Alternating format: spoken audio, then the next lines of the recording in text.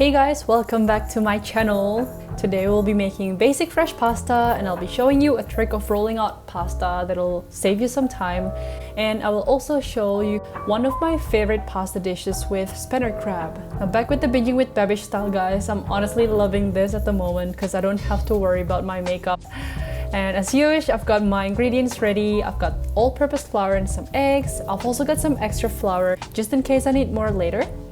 So we'll do this the messy but the correct way, that is to tip the flour to your work surface. Make a well in the middle and crack your eggs in. Now if you want a richer, also a dough that has more of a golden hue, you can add 2 more egg yolks in the mixture. Sometimes when you didn't dig your hole deep enough in the beginning, some of the eggs might leak out like this. But don't freak out, this just means that it's gonna get a bit messier. But let this be a lesson for you guys to dig the hole deeper in the beginning. Now we just wanna beat them eggs with a fork and slowly incorporate the flour as you go. But if you're impatient like me, you can also add the flour quicker this way. And once it looks like it's not too wet anymore, we can get our hands in there to give the dough some love.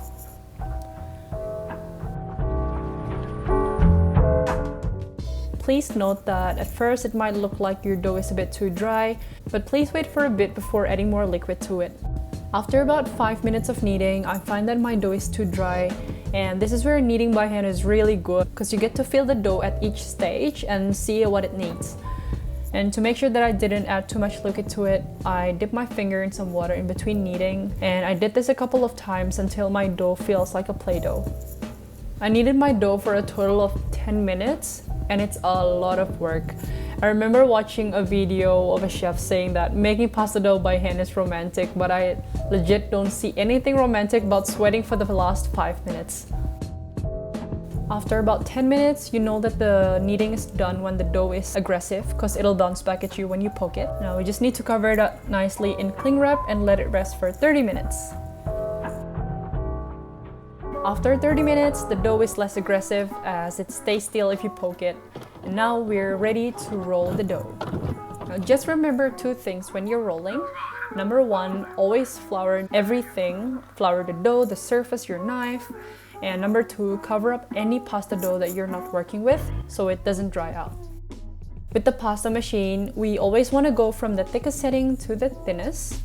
The first way of rolling pasta, which is the basic way, is to let the dough go through each thickness once or twice. By the time that you get to the thinnest setting, you'll be able to see your hand through the dough.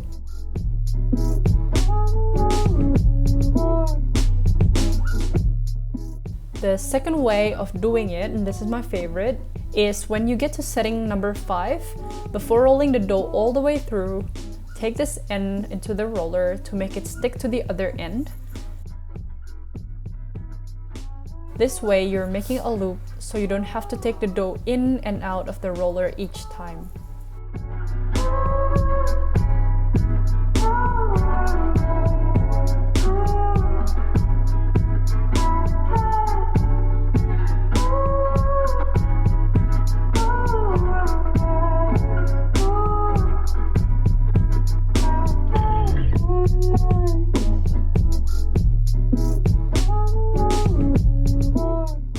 You're gonna get a really long pasta sheet if you're doing this method, so if you feel like it's getting too long, it's totally fine to cut it into sections.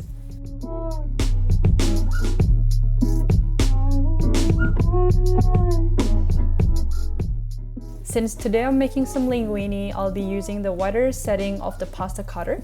But if you're making things like pappardelle, you can also cut it by hand with a knife.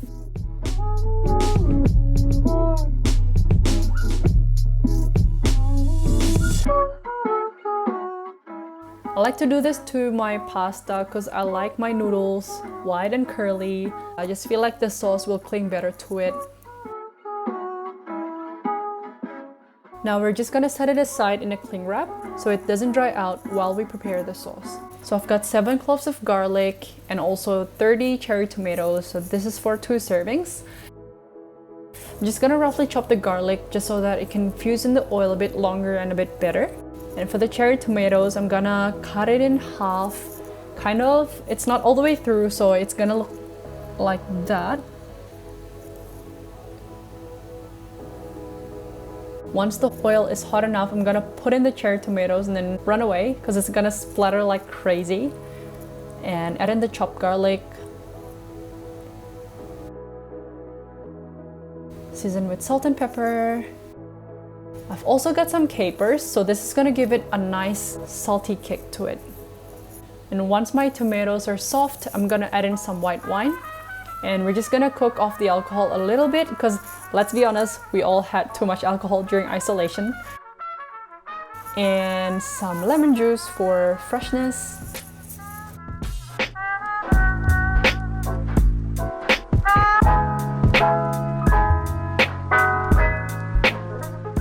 For the protein, I've got these really nice panner crab meat that's looking really plump and fresh.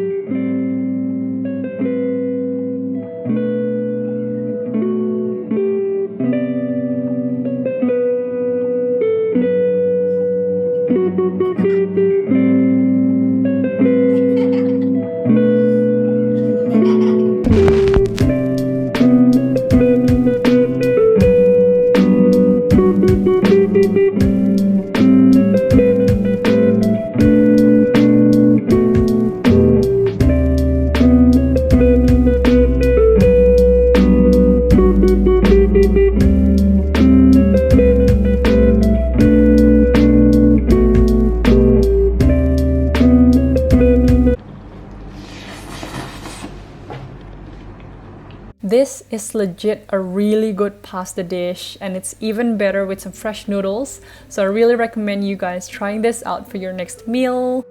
And that's it, guys. Thanks so much for watching. I hope you guys enjoyed and learned something from the video. See you next time, people. Bye!